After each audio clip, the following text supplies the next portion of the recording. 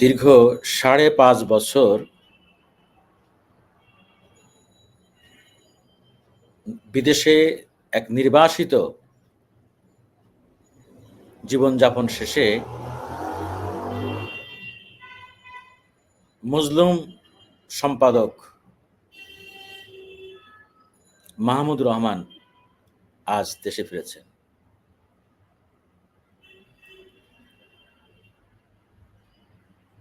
শ্রদ্ধেয় মাহমুদ ভাই সত্যি একজন সাহসী বীর সাংবাদিক। উনি প্রথাগত সাংবাদিকতা পেশায় যুক্ত না হয়েও আমার দেশে সম্পাদক হিসেবে যোগদান করে উনি যে সাহসী কথা দেখিয়েছেন এবং উনার যে দেশপ্রেম, মাহমুদ রহমান ভাইয়ের মতো দেশপ্রেমিক সাংবাদিক খুব কমই আছে এবং সাহসী। বিগত ফ্যাসিস্ট হাসিনা সরকার এই মানুষটিকে যেভাবে নির্যাতন জুলুম করেছে তা বর্ণনাতীত। প্রথমে ওনার উপরে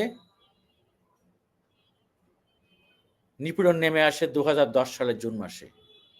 সেই সময় আমার দেশ পত্রিকা বন্ধ করে দেয়া সহ তাকে প্রথম আটক করা হয়। এরপরে শুরু হয় আমার দেশের বিরুদ্ধে চক্রান্ত এবং মাহমুদ রহমানের বিরুদ্ধে একের পর এক মামলা দিয়ে জেলে ঢুকিয়ে তাকে শেষ করে দেয়া। শেষমেশ ২০১৩ সালে আমার দেশ পত্রিকা একেবারে বন্ধ করে দেয়া হয়। আমাদের অসংখ্য সাংবাদিক ভাইয়েরা, সংবাদপত্রের অনেক কর্মচারীরা বেকার হয়ে যায়। মেইন স্ট্রিমের অনেক জার্নালিস্ট রাতারাতি তারা অসহায় হয়ে যায়। এরপর মাহমুদ রহমানকে টানা ৫ বছর জেল খাটতে হয়েছে। উনি একাই লড়েছেন। ওনার উপরে হামলাও হয়েছে। সে রক্তাক্ত ছবি এখনো গুগল করলে পাওয়া যায়। এই মানুষটি কখনো নীতির কাছে আপোস করেননি। উনি যখন বিএনপি সরকারের আমলে জ্বালানি উপদেষ্টা ছিলেন তখনও মানুষটি সত্যি একরোখা, কিন্তু সৎ মানুষ, যোগ্য মানুষ। ওনার মতো সৎ, যোগ্য, দেশপ্রেমিক পাওয়া কঠিন। লেখনও ভালো, খুব ওনার ক্ষুরধার লেখা। হাসিনার স্বৈর শাসনে তাকে ধ্বংস করে দিতে একে একে তার বিরুদ্ধে ১২৪টি মামলা করা হয়। আমাদের এই বিপ্লবী মানুষটি অবশেষে আজ সকালে দেশে ফিরেছেন। উনি তুরস্ক থেকে ঢাকায় সকাল ৯টা, সাড়ে ৯টার দিকে উনি নামেন। হাজার হাজার মানুষ তাকে বিমানবন্দরে স্বাগত জানিয়েছে মন থেকে। মন থেকে সাংবাদিক, সাধারণ মানুষ ভালোবেসে, চিন্তাই করা যায় না। মাহমুদ ভাই সেখানে সংগ্রামী বক্তব্য রেখেছেন। ওনার মা খুব গুরুতর অসুস্থ, ৬টা মাস সন্তান ছাড়া মা, উনি একাকী জীবনযাপন। ওনার মায়ের মুমূর্ষু অবস্থায় উনি ছুটে এসেছেন। উনি বলেছেন তার বিরুদ্ধে একটি মামলার সাজাও দেওয়া হয়েছে।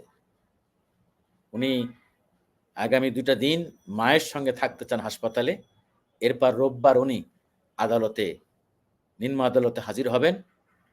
হয়তো ওনাকে আইনগত কারণে ওনাকে জেলে যেতে হবে, কিন্তু আমরা দাবি জানাবো, এটা তো হাসিনার আদালত না, এটা তো আওয়ামী ফ্যাসিস্টের মাফিয়াদের আদালত না, এটা ছাত্র জনতার গণ অভ্যুত্থান পরবর্তী নতুন বাংলাদেশের একটি নিরপেক্ষ আদালত। আমরা দাবি জানাই যে মাহমুদ রহমান ভাইয়ের সমস্ত মামলায় জামিন দেওয়া হোক, তিনি আমাদের মাঝে ফিরে আসুক। তার মতো একজন মানুষের খুব দরকার এই সংকটময় মুহূর্তে। উনি বিমানবন্দরে বলেছেন দেশের বিরুদ্ধে এখনো চক্রান্ত চলছে, যে কথা আমি গত কিছুদিন থেকে আমরা অনেক ভিডিওতে বলে আসছি, বারবার কিন্তু আমি বলে আসছি, দেশের বিরুদ্ধে চক্রান্ত ষড়যন্ত্র অব্যাহত আছে। তারা থেমে নেই। তাদের কাছে ক্ষমতা আছে, ক্ষমতা নেই কিন্তু টাকা আছে। তাদের প্রত্যেকের কাছে বিপুল পরিমাণ টাকা আছে। টাকা দিয়ে কিন্তু অনেক কনস্পিরেসি সফল করা যায়। উনি বিমানবন্দরে জনতার উদ্দেশ্যে বলেছেন, আপনাদেরকে এখন ঐক্যবদ্ধ থাকতে হবে, যেন এই ঐক্য থাকে ইস্পাত কঠিন, আপনাদের এই ঐক্য কেউ ফাটল ধরাতে না পারে। সত্যি মাহমুদুর রহমান ভাই ঠিকই বলেছেন। ডিভাইড অ্যান্ড রোল করার চেষ্টা করবে শত্রুপক্ষ, কমন শত্রুকে কেউ ভুলে যাবেন না। দেশের স্বার্থে আমাদের এই বিজয়ের চূড়ান্ত ফলাফল ঘরে তুলতে হবে। চূড়ান্ত ফলাফল হলো এটি অবাধ, সুষ্ঠু, নিরপেক্ষ নির্বাচনের মাধ্যমে একটি গণতান্ত্রিক সরকারের হাতে ক্ষমতা হস্তান্তর। যে আসবে। 15টা বছর মানুষ ভোট দিতে পারেনি, মানুষের ভোটের অধিকার ছিল না। 2-3টা প্রজন্মই ভোট দিতে পারে নাই। তাই আমি মনে করি দেশের বাইরে থেকে কনস্পিরেসি হচ্ছে, এই ব্যাপারে সবাইকে সতর্ক থাকতে হবে। অন্তর্বর্তীকালীন সরকারের কোথাও ভুল হলে ধরিয়ে দিতে হবে। তারা ভুল করছে, আরো ভুল করতে পারে, কিন্তু আমরা যারা সচেতন নাগরিক আছি, যারা সিনিয়র সিটিজেন আছি, সবাইকে সজাগ এবং ঐক্যবদ্ধ থেকে দেশের স্বার্থে এই সরকারের পাশে দাঁড়াতে হবে। এই সরকারকে ভুল করতে দেয়া যাবে না, ব্যর্থ হতে দেয়া যাবে না। মাহমুদুর রহমান ভাই সত্যি বলেছেন জনতার উদ্দেশ্যে। একসময় ব্রিটিশদের বিরুদ্ধে লড়াই করেছিল তিতুমির, আমরা সংগ্রামের প্রতীক হয়ে উঠেছিল তিতুমির। আর ঠিক 200 বছর পরে এসে আমাদের সংগ্রামের প্রতীক হলো আবু সাঈদ মুগ্ধ। এই আবু সাঈদের এখন সংগ্রামী চেতনার প্রতীক। তাই আমরা আবু সাঈদের রক্তের সাথে বেইমানি করতে পারি না। আবু সাঈদের চেতনায় আমাদের উজ্জ্বল হতে হবে।